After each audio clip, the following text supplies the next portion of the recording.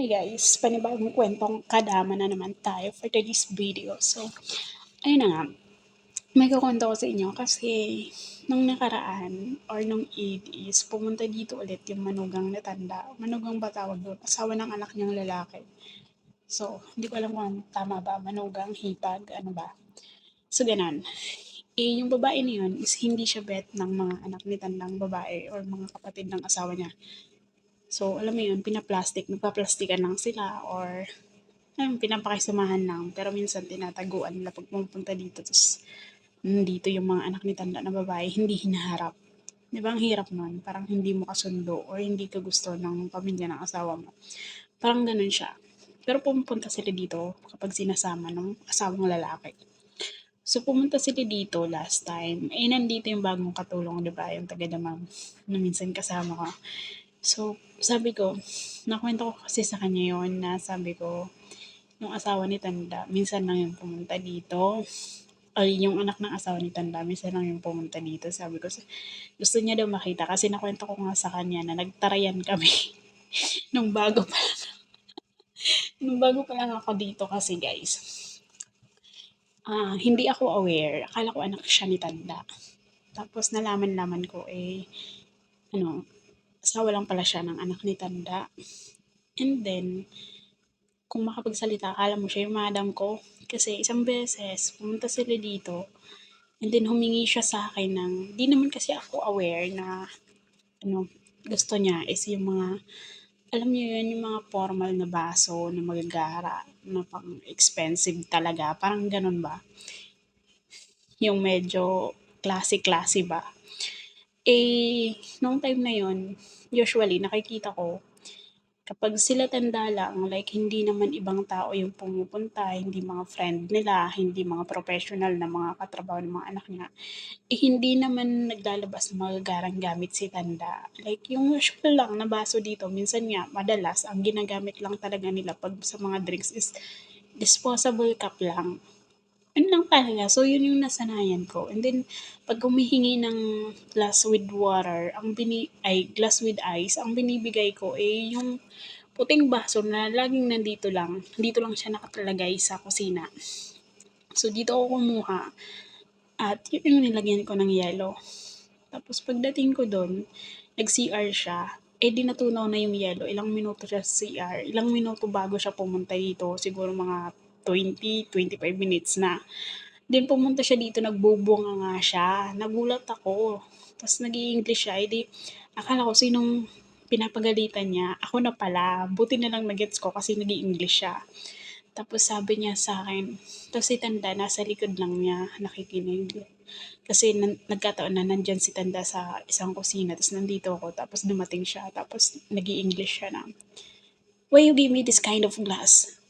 There's no one good one?" Sabi niya gano'n. "And look, the ice is now water. Why you give me like this?" Sabi niya gano'n.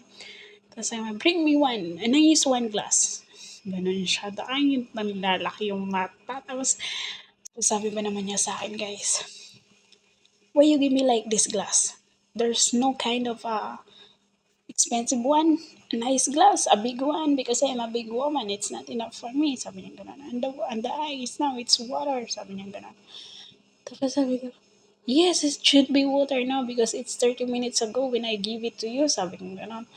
Tapos sabi ko, "There was a good glass, a big one, but I don't know if it's enough with you or I need to give you a nice one." Sabi niya, "No, no, no, give me one nice one." Sabi niya gano'n, "Kay." Sabi ko, "Okay, we'll give you a nice one glass with a new ice." Sabi ko gano'n. Tapos tumalikod siya. Then, si Tanda nakikinig lang. Tapos lumapit siya sa akin pag alis ng babae. Sabi niya, "Ano yun? Anong binubunga ka niya?" Sabi niya. Tapos sabi ko, gusto daw niya ng malaking baso na maganda. Sabi ko gano'n, inarabi ko sa kanya.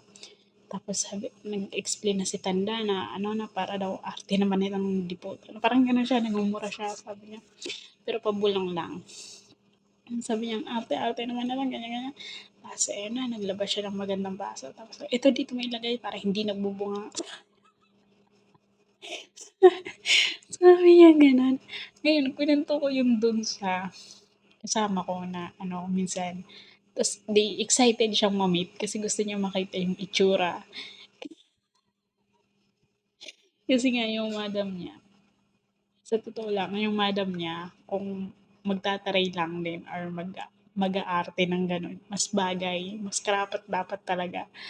Tapos, yun, nung sabi kong gano'n, excited siyang ma-meet. Ngayon lang na-meet niya, nung nakaraang Eid, nandito. Tapos nandito siya, edi sabi ko, punta ka dun sa sala para ma-meet mo. Punta siya doon, tapos nang sabay kami pumunta, nagkatabi ng madam niya, yung babae na yun. So, bali parehas silang ano, manugang. Yung madam niya, tsaka yung babae na yun is ano din, asawa ng mga anak ni Tanda. Tapos sabi ng babae, ano, nag-aarabik siya na kung kanino daw siya kala yung isa. Yun na nga yung kasama ko. Tapos sabi ng madam niya, sa kanya daw, sabi nga sumasagot. Tapos ito naman si, yan laki ng boses nga ng babae na yon.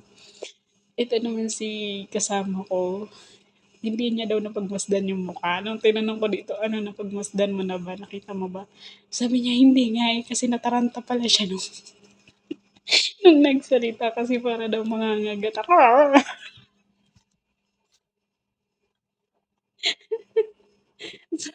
Sabi niya, hindi ko nga napagmasdan kasi parang nangangagat na. Boses pa lang daw nakakatakot.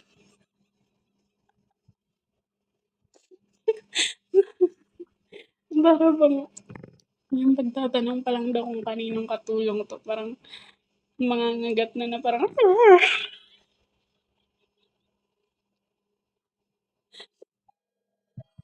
wait lang tawag.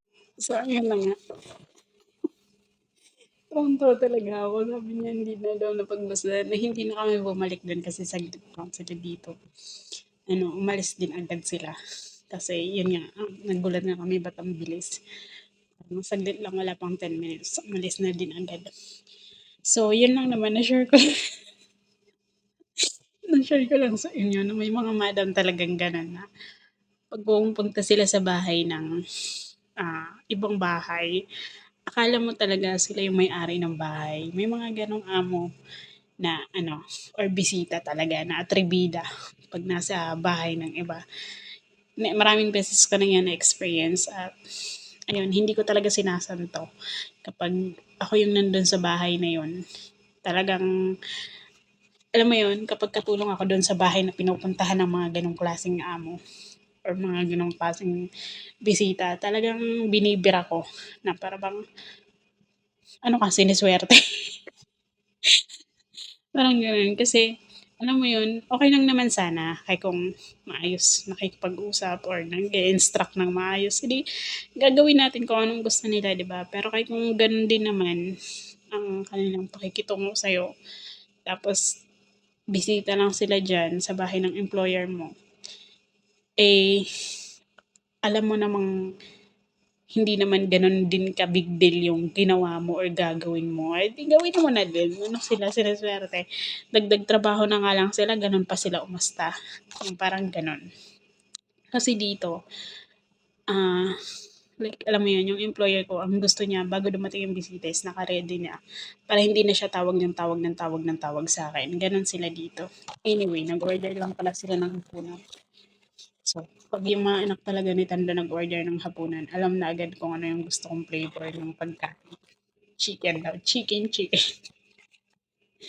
Yan lang, it's me Janina Risha Kalang Alipin ng Salapay dito sa Saudi Arabia. Bye!